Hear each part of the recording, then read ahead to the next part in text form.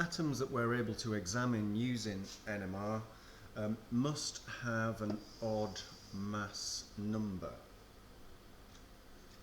As an organic chemist, probably what we'd want to be looking at are hydrogens, carbons and oxygens.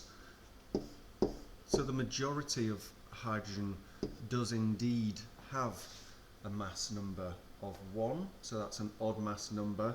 So proton NMR, as it's more commonly known, is very useful, but if the hydrogen has a mass of 2, obviously an even number, then this is no good.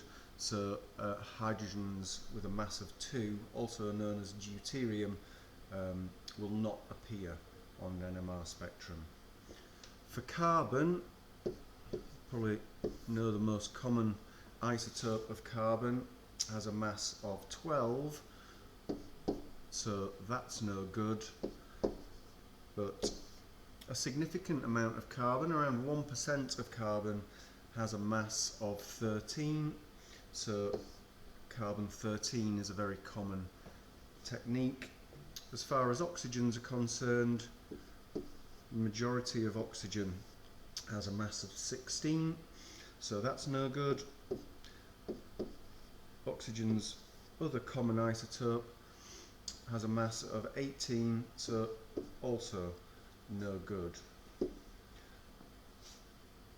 You will see fluorine in NMR occasionally, not at A level, and that has a mass of 19, as well as phosphorus, 31. Solvents in NMR. So the solvents that are used are often deuterated, so this means that rather than having regular hydrogen, the regular hydrogen is replaced by a deuterium. So this is trichloromethane, and I've drawn it with a regular hydrogen. Remember, if the hydrogen has a mass number of 1, then it will be detected, and we don't want our solvents to be detected, so they're going to disrupt the spectrum, and we'll be getting peaks for our solvents, which is not very helpful.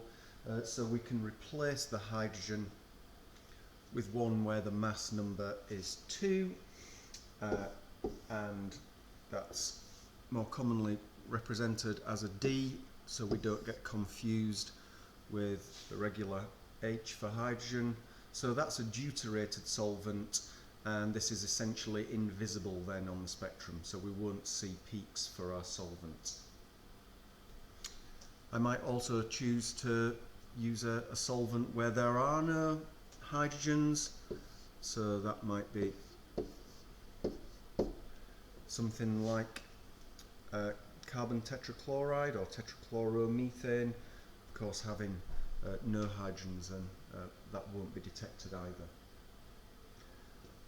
Our choice of reference in NMR is a compound called tetramethylsilane, and this is often abbreviated to TMS. Here is the structure of silane, so silicon just below carbon in group 4, so it's silicon's version of methane. So to be tetramethylsilane, we just want to replace those 4 hydrogens with 4 methyl groups. So we could write its structure down like so. TMS is chosen as the standard, so this is what we use, and it will by definition appear as the 0 mark in our spectrum.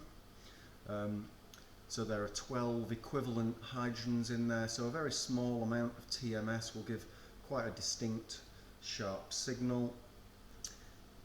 It's also chosen as it's unreactive, so it's unlikely to interfere with our compound that we're looking at. It's non-toxic, and it's also volatile, so we can easily remove it from the compound that we're investigating.